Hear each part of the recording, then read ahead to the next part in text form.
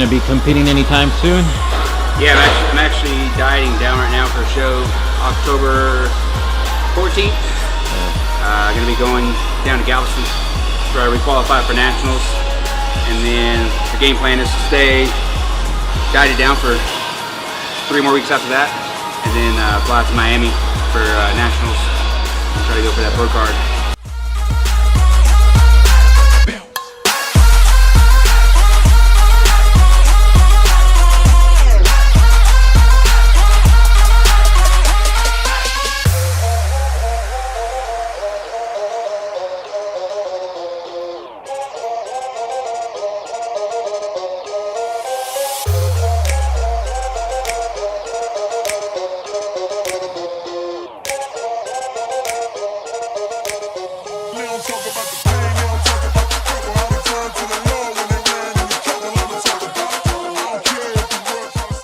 So how'd you get involved with getting sponsored with all these companies? Evogen, Affliction, what else you got? MTD? Yeah, MTD, Bartolini, Promix, Bodybuilding.com, Harbinger Fitness. Who else is there? Grip Fitness Audio. It actually started with these guys, Harbinger. They made a post, was on Twitter. I saw that they were like, hey, who wants to review these bag gloves? It's like boxing gloves that they're coming out with. So I was like, I'm not really a boxer, but I'll try them out. So then I messaged them and said, hey, I'll try them out. So they sent me a pair, and I got with a buddy of mine, a photographer buddy, Mark. And I said, dude, I want to make a legit like video, but I don't want to make just like a normal video. I want to make like a video that just like blows them away. And so we went and got with a buddy of mine that owns the MMA gym here, and it's like we want to test these gloves out, kind of show some video work using them, do a little review, but also make it better and a little more, make it pop than an actual review video. So we went and made that video, sent it to them. They loved it so much they said, hey, you know, how would you feel about being a sponsored athlete with Harbinger? So I was floored because I've been using this brand since I was working out in high school, and that's the first one. And then it kind of from there, I kind of trial and error learn how to approach companies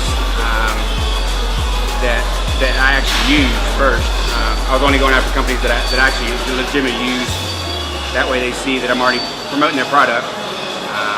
Because first thing they're going to do is they're going to say, hey, is this guy even using our stuff, or is he just another guy that wants a handout? And so everybody that I hit up, I've already used all their products, or were using their products, and then hit them up because I like their product that much to where I was like, hey, I want to be a part of this company. But that's kind of how it slowly evolved from one to, I don't even know how many it is now, 10 plus or so.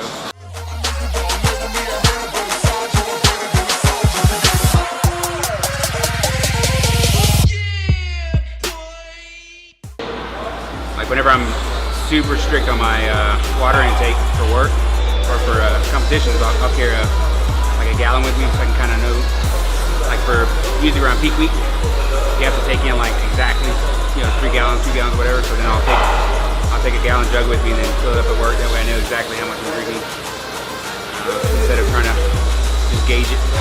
You're more about volume training? Yeah, I've tried pretty much everything, and for me it seems like high volume is one thing that really activates for me.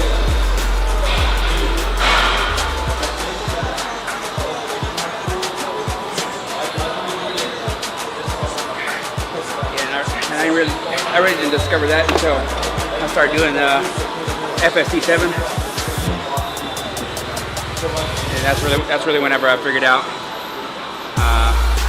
like the volume was kind of the way to go for me. I mean, I tried low rep, heavy, high rep, low rep. I think I've been working out so long that volume kind of just really kicked my butt, shocked my muscles, and like just so used to working out in that 3 sets of 10 range. And then I always felt right on that third set. I was like, man, I could probably do another set, at least 1 set, 2 more sets. And I never really did. So I always read 3 sets of 10 was kind of the good way to go. And then when I started with the FST7, I mean, some of those have got 7 sets of 12 to 15 reps, 30-second rests, 45-second rests. And you want to talk about skin almost busting? Yeah, that's a good pump there.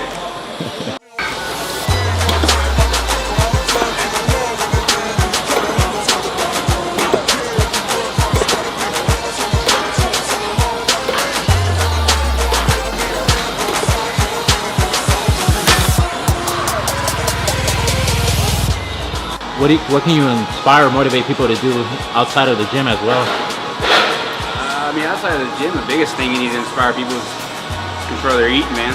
Yeah.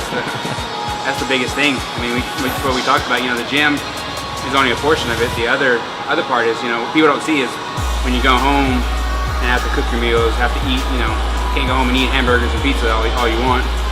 You gotta, you know, being disciplined in here helps you become disciplined with your eating habits. You know, eating smaller portions.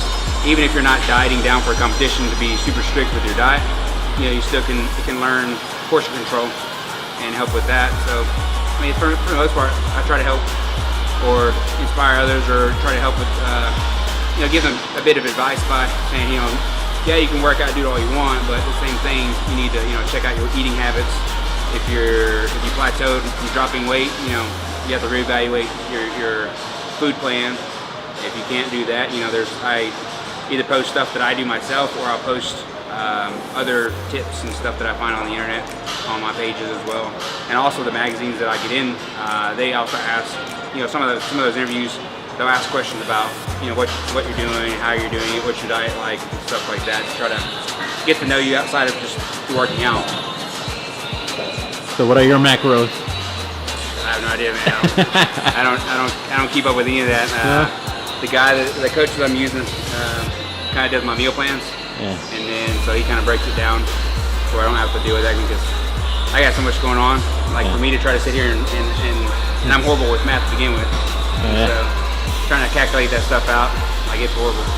I got a general idea of how my body reacts depending on what I eat, but as far as trying to get, you know, hey, I eat this much protein, this much carbs, this whatever, I don't really keep up with most of that stuff. I mean, it's just typical. Try to go with, you know, squash your body weight, protein, and then pretty much whenever I'm dieting down, I pretty much almost go straight up caveman mode. You know, cut all sugar out, drop my sodium out, drop all dairy out, any yeast and bread I take out.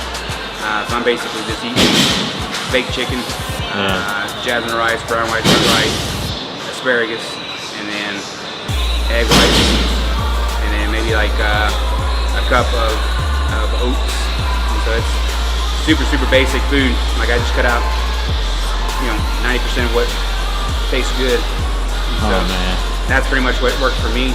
There's other people that do the if it fits your macro stuff, and it works for them. But you know, I wouldn't have the discipline trying to eat being able to eat whatever I want, and then just that. Plus, I don't see, you know, Phil Heath or anybody doing it for fits or macro and winning. And so those guys are super strict. So I kind of go with what the pros that have a record of winning and doing a bunch of shows, kind of go with what they do, rather than just what's like kind of the fad. So what's your favorite body part to work out?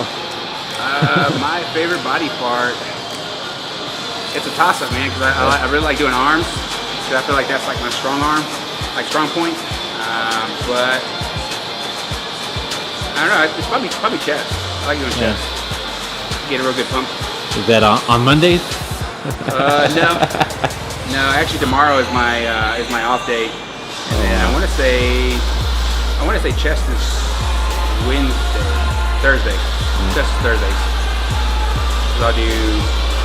No, I think Wednesdays. I think it's Wednesdays. My workout changed, so it's different. Yeah. So what has motivated you to just keep going at it for so many years, and like not getting injured, and just doing your best to keep competing, because it's like really hard not to get injured nowadays. So yeah, well, I don't go crazy lifting weights.